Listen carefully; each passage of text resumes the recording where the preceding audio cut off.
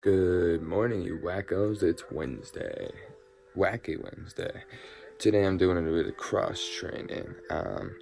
Mima, aka grandmother, to you folks who don't really always call your grandmother Mima. I've only met a few people who do that. I guess it's a tradition within our family and a few others that doesn't really resonate with the whole country. But that's who she is to me. That's what we call her.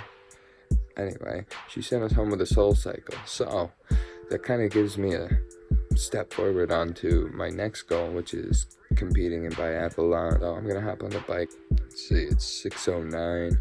I'll do like anywhere between 45 minutes to an hour. I haven't cycled in Lord knows, so I'm gonna do that. I'll hop on there and talk to you guys for a little bit, seeing as I'll be stationary.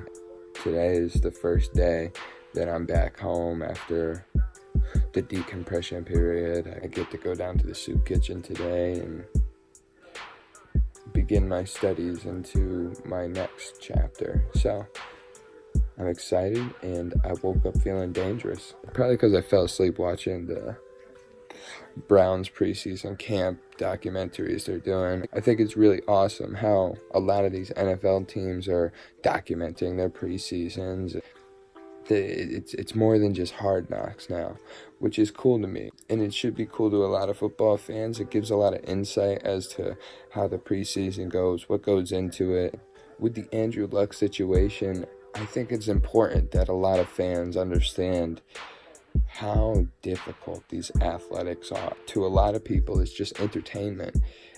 It's a lot more than that. When you're going full speed towards your goals and your achievements, it's a lifestyle, and sometimes it can be unforgiving. That's why if you're following along this channel, I'm trying to give you as many tips as I can to keep you optimally funked. All right, because we want to have the best performance we can at all times. At least I do. So, I'll holler at you guys in a little from the bike. So even though Deadliest Catch is on now, when I came up here, I brought up my headphones. And I decided not to listen to them because my dad was up here watching the news. Which made me think, hey, why not educate myself with what's going on in the community? I don't really watch the morning news a lot, or much of any media news. I try to pick and plug from different places and dissect and come to my own determinations without outside influences. But that brings me to today's topic, and that's education. It's important to educate yourself, right, D? Yeah. In any field that you're going into. You can't just dive into your objectives without knowing what you're doing. With my dad's job, he had to go through education courses to get a certification. With the job that I'm looking for, I'm going through education courses to get my certification. Don't just think you know everything, okay? A lot of us these days are full of ourselves, and we do a couple things, and all of a sudden we're experts. Nobody's an expert. Even the experts aren't experts. They all defer to somebody else. It's important to humble yourself. It's important to come into a debate with an open mind. You're not always going to be right.